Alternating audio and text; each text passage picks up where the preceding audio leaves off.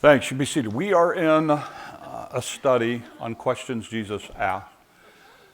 Jesus asked over 150 questions. Jesus has asked over 100 questions.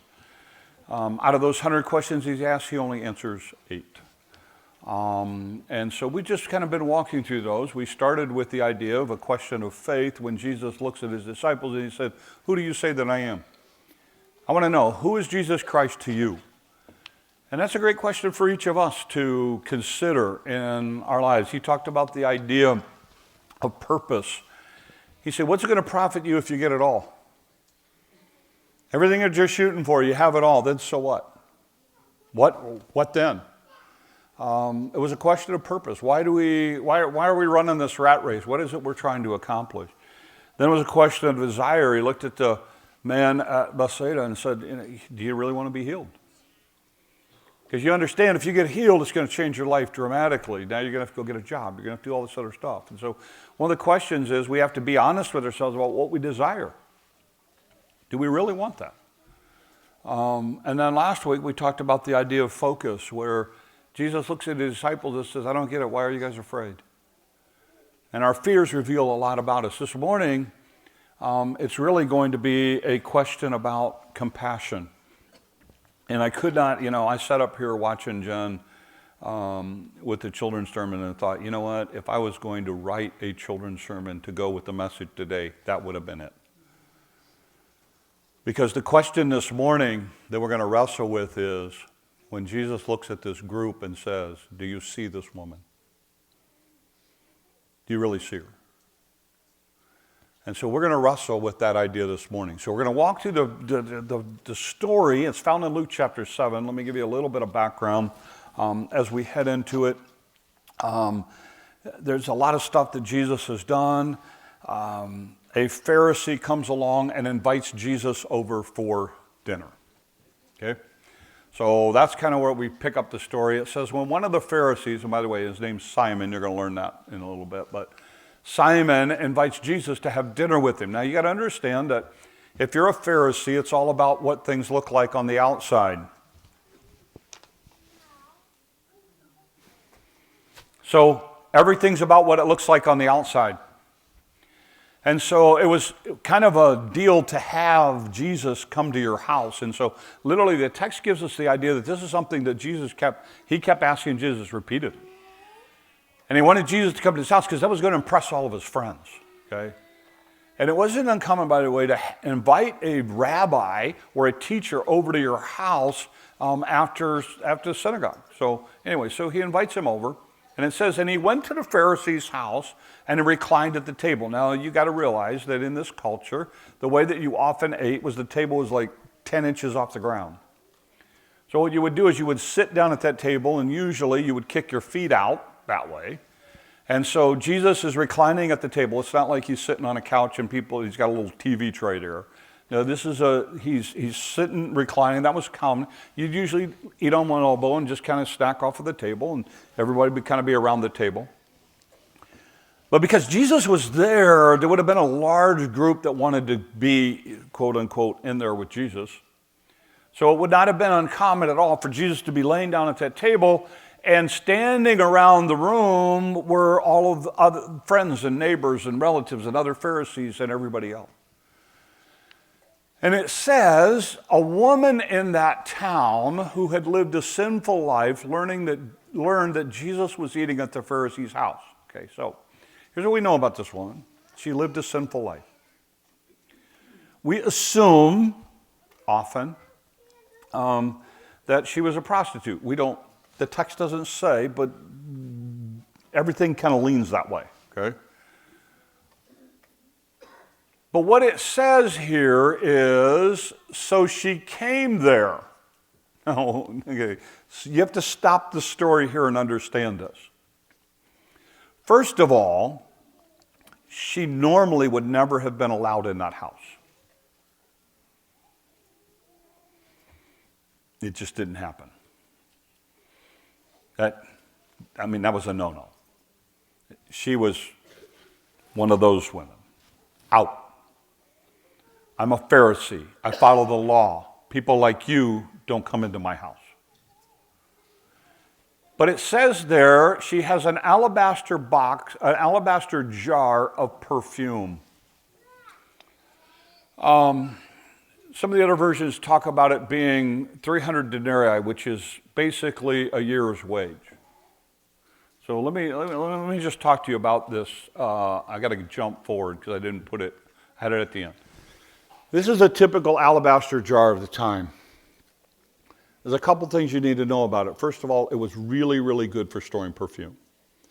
It's a soft stone. It would keep the perfume cool. So often in this culture, an alabaster jar like this would have been used to store a very expensive perfume. A couple of things that are significant about these alabaster jars. In this case, we're told that it was 300 denarii, which is a year's salary. The average salary in Woodbury County is $63,500. We're talking about a $60,000 jar of perfume. So in this culture, often what these were used at is they were used as an inheritance. You would inherit this from your family. Sometimes they were used as a dowry for somebody who was going to get married. What's often unique about these jars is that they are sealed. The only way to open them up is to break the neck of the jar. So it's kind of one of those things where when you opened this jar, it was an all-in kind of thing. You were going to use all of it. Often they were used at burial situations where they had to go. So you have to understand, we're talking about a $60,000 jar of perfume in our culture. And she walks into this house because Jesus is there carrying this family heirloom, maybe, this inheritance, this dowry, this thing that was reserved for burial. And she comes into the house, and notice what happens. I got to go back to it. Oh, there we are. As she stood behind him at his feet, weeping. So picture the scene. He's sitting there. He's kind of reclining there. He's eating. She's maybe one of those people standing around the sides of the room. She's close to Jesus, and she's just bawling her eyes out. And as she's crying, she looks down, and her tears are landing on his feet. And it says that she began to wet his feet with her tears. Then she wiped them with her hair. Now, in order to do this, here's what would have had to happen. Her hair would have been up. That was cultural. She would have pulled the pin or whatever was holding it out, and her hair would have fallen down. Now, you need to know that this was a no-no. In this culture, the only time you did that was in the presence of your husband. It was a very intimate act. In fact, if you undid your hair in public, you could get a divorce if you were from an Orthodox Jewish home. That's how serious this was. So she pulls out that pin and her hair falls down, and then she kneels down and she starts taking her hair and she starts drying his feet. Then she kisses his feet. It was the last time you kissed somebody's feet. Never done it. And by the way, these aren't American, you had a shower feet. And then she breaks that alabaster jar and she starts pouring this perfume all over his feet.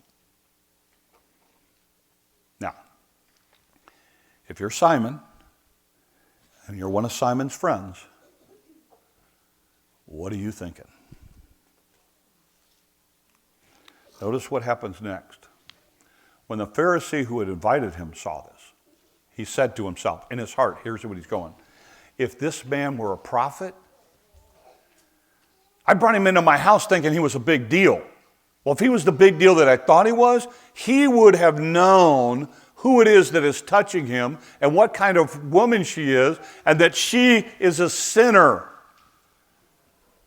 In other words, this is not a rabbi. A rabbi wouldn't let this happen. A rabbi could see this is what she looked like. No rabbi would let her touch him. No rabbi would let her put her hair down in public and just act like nothing happened. No rabbi would let her kiss his feet. That isn't going to happen if he's a genuine rabbi and prophet. I brought the wrong guy into my house. And notice what happened. Jesus, answering him, said, Simon, I have something to tell you.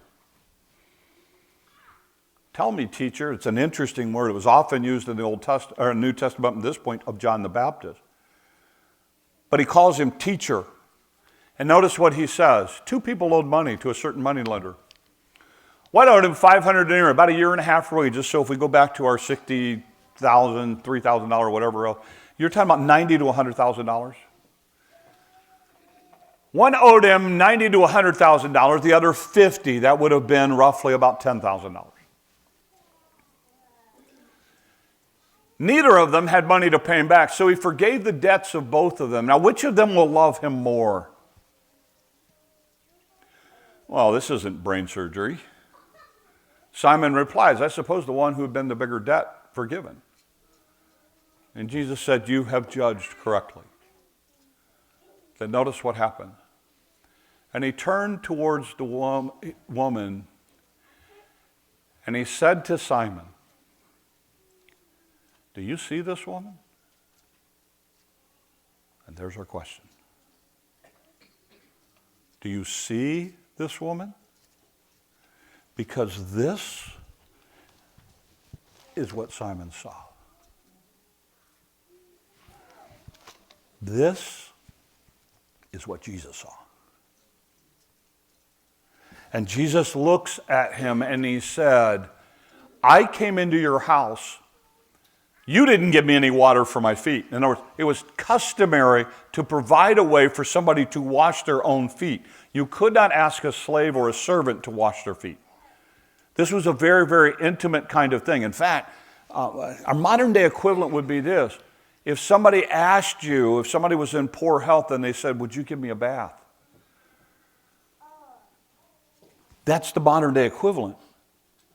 So you couldn't ask anybody. This was a thing that was very private. And so when Jesus looks at him, he says, Simon, you didn't even give me water to wash my own feet. Yet she wet my feet with her tears. She wiped them with her hair. You did not give me a kiss. That was a customary thing. It would be like us shaking hands today. He said, you didn't even do that for me. But she's not stopped kissing my feet. You didn't put any oil on my head. That was a comedy. Again, you have to remember, in this culture, folks, bathing was not something people did on a regular basis. The body odor is overwhelming in this culture. So the way that they mask it is with perfume. The way that they mask it is by strong scents and those kinds of things. Strong cooking, the smells and all that. You tried to mask it as much as possible. So it wasn't uncommon to maybe put a dab of perfume or something on somebody so they smell better. But she poured perfume on my feet. I like what one thing that I read. It said this. It said, it's interesting that fragrance filled that room, but it was not a fragrance that was provided by Simon. And he said, she's poured perfume on my feet. Therefore, I tell you, her sins have been forgiven. Her great love has been shown. Whosoever has been forgiven little loves little. Then Jesus said to her, your sins are forgiven. The other guests began to say to themselves, who is this that even forgives sins? And Jesus said to the woman, your faith has saved you. Go in shalom. Go in peace. I want to go back to our question. Do you see this woman? Do you see this woman? And my challenge to us as we wrestle with it is this. Do you see people like Jesus sees people? Or do you allow your prejudices and your biases and all of those things to overwhelm how you see the people that God has in front of you? I think there's a couple of lessons from this that stand out to me. Here's the first one. Ministry is really messy. If you're going to love Jesus and you're going to follow Jesus, here's what you need to know. You're going to be around really messy people. And it's going to be hard. There are people here this morning, you go, you know, I would love to, I come in here and everybody looks like they have their act together and I would really like to be like them and here's what you need to know. This place is full of messy people. We clean up okay. But our lives are messes.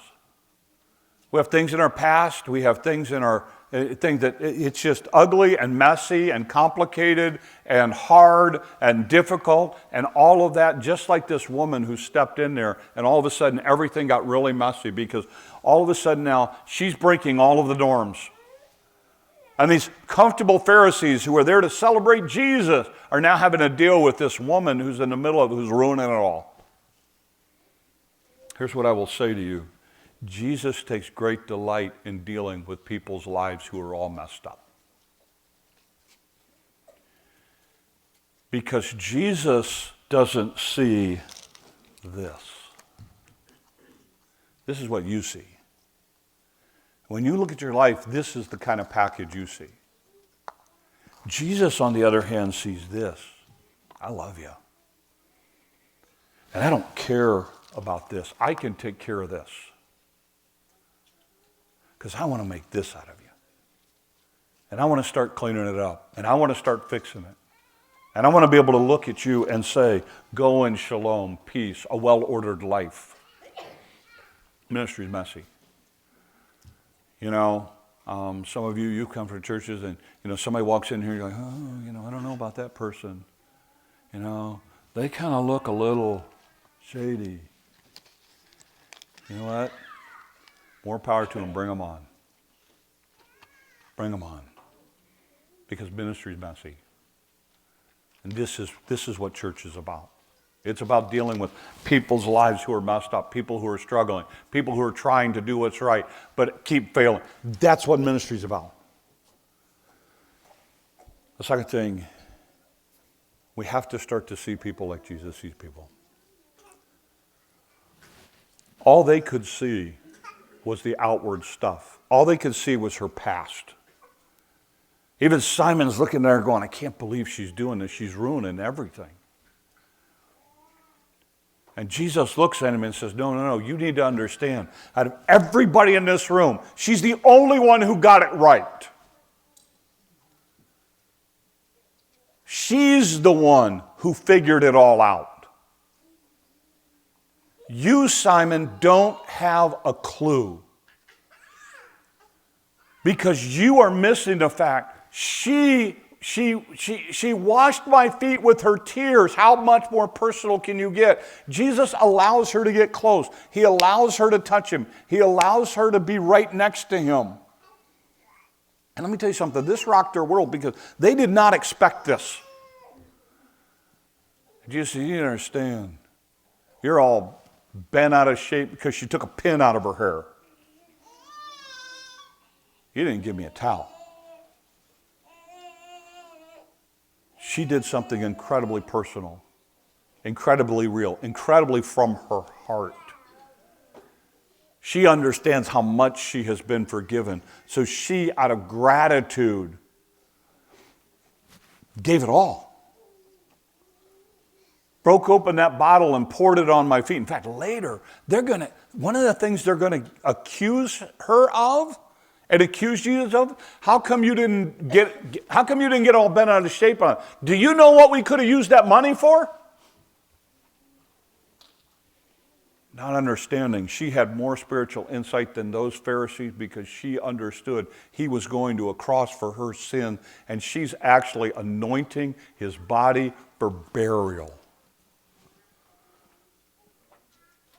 She had so much that she wanted to do for Jesus. And my issue is this, and this is my challenge for us this week. Do you really see the people God puts in front of your eyeballs this week? Do you really see them?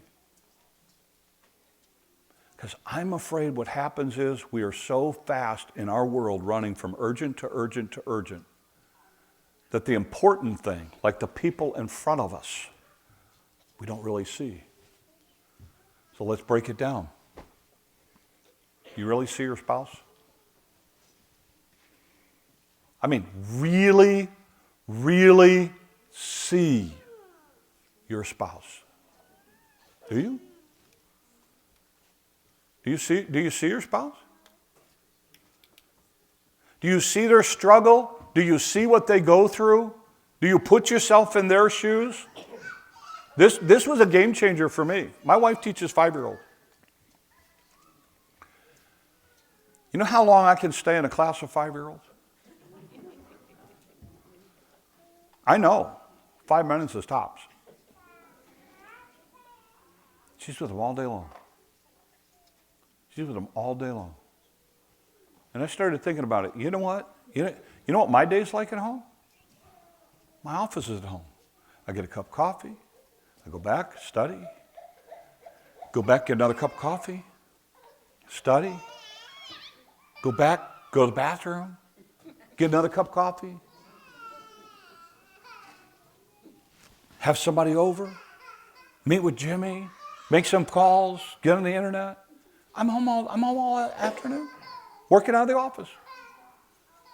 There are days my wife gets a 5-minute bathroom break the entire day. So you know what I realized? When I really saw her, I can make dinner. And over the years, she hardly cooks anymore. Why? Because I started to see her and all that she goes through. I started to put myself in her place and thought, how can I make her life better? Do you see your spouse? How about your kids? You really see them? Now, be careful here. You know what I think happens for a lot of us? We see them when they perform, but we don't see them. Grandparents, let me give you a challenge here. If you really want to see your grandkids, really see them, don't just show up at their games. Because suddenly, you know what you're teaching them? I will be there when you perform. You want my presence? Go perform. No. You have them over. Just spend the afternoon with them. Don't make it performance-based. Find out what their fears are. Find out who their friends are. Find out what their struggles are. I so appreciated Bella's testimony last week for her baptism thing. Because she was so transparent saying, it's been really hard for me. It's been really hard with friends and things like that. And there was a transparency and an openness and an honesty in what she shared from her heart. Very few teenagers will do that. And what I want to encourage you to do is with your kids and your grandkids, really, really see them. That coworker who's pushing all of your buttons the wrong way, do you really see them? See, there's something going on behind all of that. That relative, the obnoxious relative that you hope never shows up when the family meets together, you really see them? That cashier that you're going to talk to this week when you check out, you really see them as a person? A person who's maybe waiting on a table if you're going out to eat, do you really see them? See, this is my challenge this week. We need to see people like Jesus does. We need to get past looking at people like this. Because when Jesus is there and those people are gathered there and everybody sees her differently, Jesus looks at her and says, this is how I see her. Simon, do you see this woman? And it's kind of a silly question because everybody in that room had seen that woman. That woman was more of a focus in that room than Jesus was. So when Jesus says, do you see her? He's not just talking about physically see her. He's talking about, do you really, really, really see? Past her external, past all the things that you know about it. Do you really see a person who has put their faith and trust in me? Who really loves me because of what I've done for him? Do you really, really see her? So I end this morning with this idea. As we close it out, do you see people as Jesus sees them? Every person you see this week is somebody Jesus loved and died for. Jesus expects us to show them the same love that he showed us. This week, may each of us look past what we see and try to see the soul of the people we encounter. It's my prayer that we would really see people and show them the compassion and love of Jesus. Let's pray. Lord, help us. God, we all come at stuff with our biases and our prejudices and our backgrounds, and it's so easy, Lord, to just look at the externals and really try to not look past any of that. Help us not to be those kind of people this week. Use us. And Lord, when we have the opportunity, may we engage people with a love and a compassion that shows them the same love and compassion you showed us. These things we ask in your name. Amen. Let's stand together.